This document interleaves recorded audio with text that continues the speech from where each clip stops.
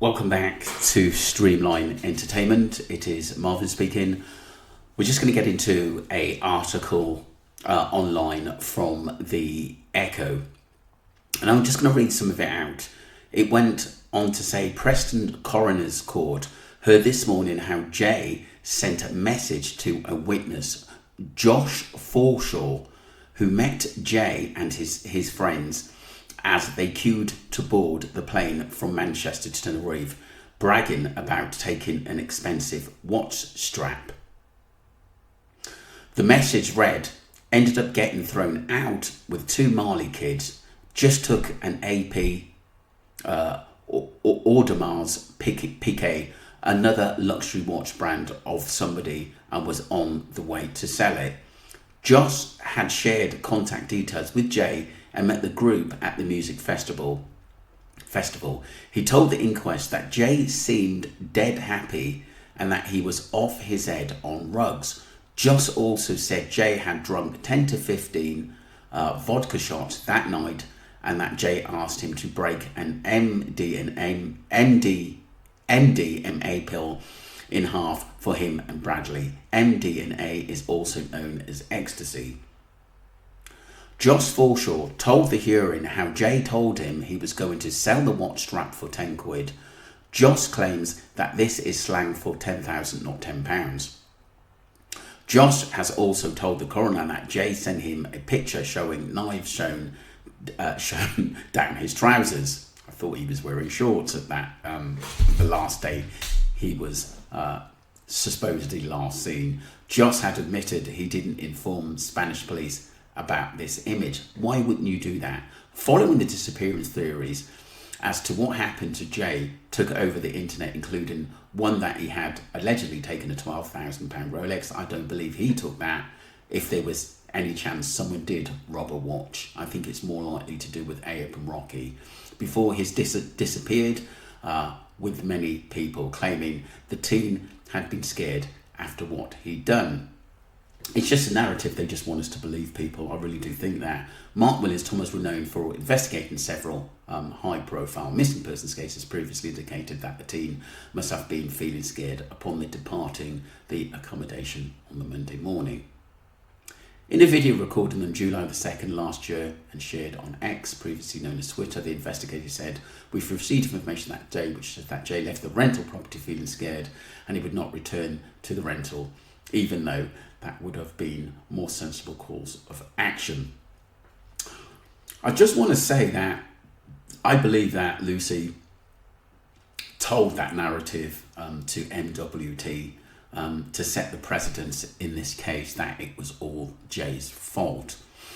We're going to move on to a video by Hayley Comet, and I thought she made some good points. Do go and subscribe to her channel. A couple of things that we found out during Jay Slater's inquest today that tell you that something happened to Jay that wasn't just an accident. First of all, some of the main witnesses such as Ayub, Rocky, Lucy and Brad and Brandon didn't show up and are even being hunted by police to give their statements. Now secondly, Jay, the day before he went missing on the evening, tried to take out two big withdrawal payments from his bank. One for €360 and one for €160. Both were declined. It was as if he was trying to get money to someone. We also know that a number that they don't know who it belongs to messaged Jay saying, "Get that 2 ton for me," meaning that Jay likely did owe someone some money. Most telling though is a message that Jay sent on 2:39 AM from his phone to someone who we don't know exactly who it was to, that said, "They've got me marked."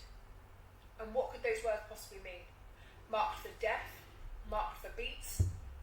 Jay knew he was in danger and he knew something was going to happen, and it did. Yeah, it did, which was very, very worrying. My point on this, Josh, who's basically come out of nowhere. I know that he was possibly or said to be on a flight going out there, which is fair enough.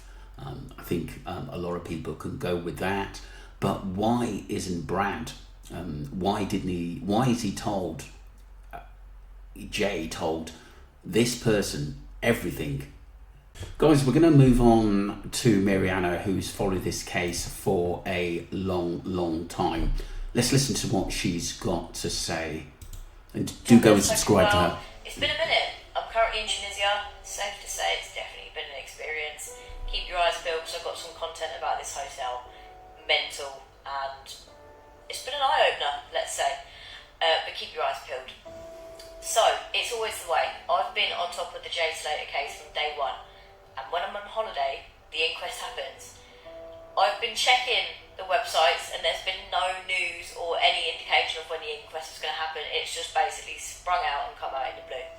So, it's a really sad story of events. So these so-called three friends are nowhere to be seen or heard from.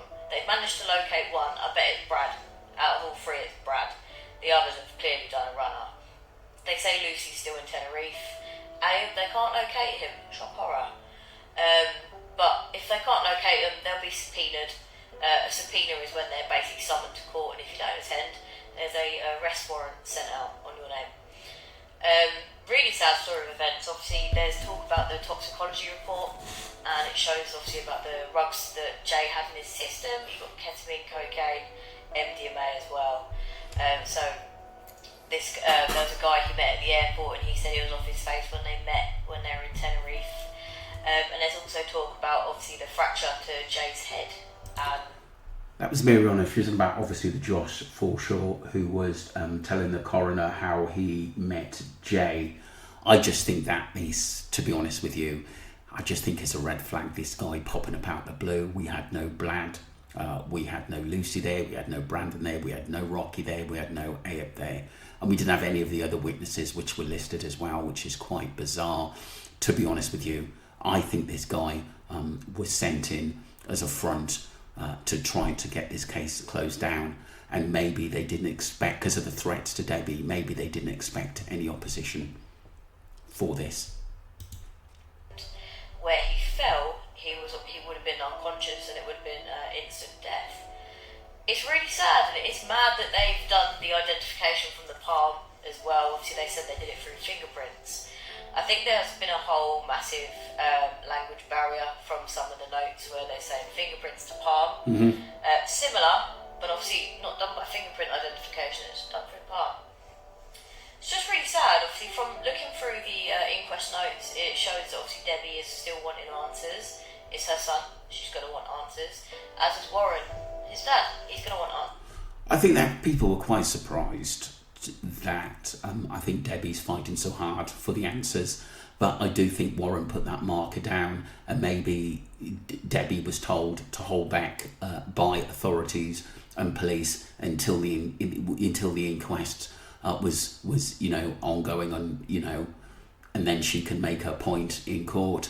But it's been bizarre that just the last couple of days what has actually happened, and how none of his friends supposed friends have turned up. They're a disgrace, absolutely. You would have thought at least Brad or Brandon, who claimed, and Lucy, who claimed to be good friends of Jay and had his back. How did you have his back? Too. But they're still talking about this Rolex. Obviously, the mum doesn't see that this is a feasible excuse or a feasible story, but there is talks about him saying obviously he's going to sell it for a tenner, meaning £10,000. Is the truth ever going to come out? I don't know. I really don't. I couldn't answer. Obviously, when you're in court, if you lie in court, it's quite a serious offence, and it is a prison sentence. Ayub will be used to that because he's been inside previously.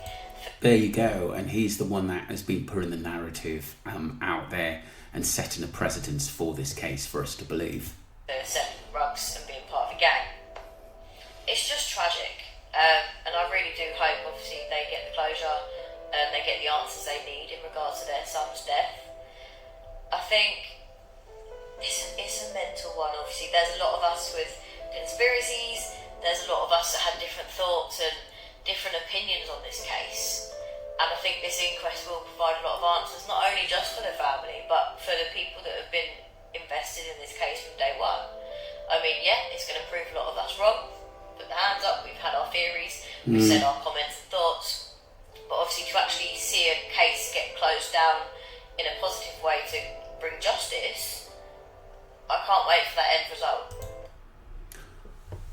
That was Mariana. Do go and subscribe to her. She's got a YouTube channel and TikTok as well. Absolutely brilliant on the Jay Slater case from a long time ago.